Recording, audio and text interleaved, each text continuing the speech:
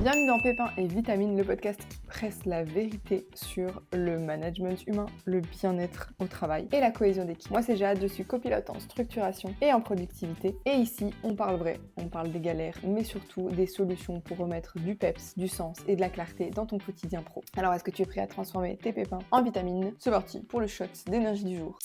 Hier, on a parlé du coup caché de dire oui à tout et du petit réflexe pas maintenant à adopter avant de t'engager sur un nouveau projet. Si tu commences un petit peu plus à filtrer tes oui, ben bravo à toi parce que c'est déjà un vrai changement de posture. Et aujourd'hui, je veux te parler d'un outil tout simple mais que très peu d'entrepreneurs utilisent correctement, le rétro-planning. Et avant que tu décroches en pensant encore un truc compliqué de plus, je vais te rassurer. Ce que je vais te proposer, ça tient littéralement en une page. Le problème avec le rétro-planning, c'est qu'on le voit comme un outil de grosse entreprise, avec des dizaines de lignes, de dépendances entre chaque tâche, etc. Du coup, soit tu le fais jamais, soit tu le fais une fois, tu abandonnes et tu retournes à l'improvisation. Et je me souviens d'une ancienne cliente qui préparait le lancement de sa formation en ligne. Elle avait une date fixée 3 mois à l'avance, donc largement le temps sur le papier. Sauf qu'elle n'avait rien planifié entre la date du jour et la date du lancement. Résultat, 2 semaines avant, elle réalisait qu'il lui restait les visuels à faire, le tunnel de vente, les emails de lancement et la promotion tout en même temps. Elle a fini par tout boucler dans la précipitation avec des nuits très courtes la semaine juste avant, alors que, objectivement, elle avait eu largement le temps de tout préparer, si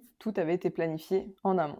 Sauf que sans rétro-planning, même le plus minimal possible, ce qui se passe systématiquement, c'est que tu sous-estimes le temps que prend chaque étape. Tu te retrouves à finaliser dans la précipitation, souvent la veille au soir, avec un niveau de stress qui n'a rien à voir avec la charge de travail réelle. Et c'est pas une question de compétence, c'est juste que notre cerveau, il est très mauvais pour estimer le temps que prend une tâche. Surtout quand on ne l'a pas découpé en actions concrètes. Donc la méthode simple que je donne à mes clientes, c'est de prendre une date de lancement, celle de ton offre, ton événement, ton projet, etc. Ensuite, tu vas lister entre 4 ou 5 grandes étapes incontournables pour y arriver. Pas les sous-tâches, vraiment juste les grandes phases. Et pour chaque étape, tu vas remonter dans le temps en partant de la date finale. Et donne-toi une date butoir. Et l'étape que tout le monde oublie, mais qui change tout, c'est d'ajouter systématiquement une marge de sécurité sur chacune de ces étapes. Donc si tu penses qu'il y a une des étapes qui prend une semaine, mise plus sur 8 à 9 jours. Et pourquoi cette marge, elle est non négociable? Parce que ton estimation initiale, dans la quasi-totalité des cas, ne prend pas en compte les imprévus normaux d'une semaine de travail.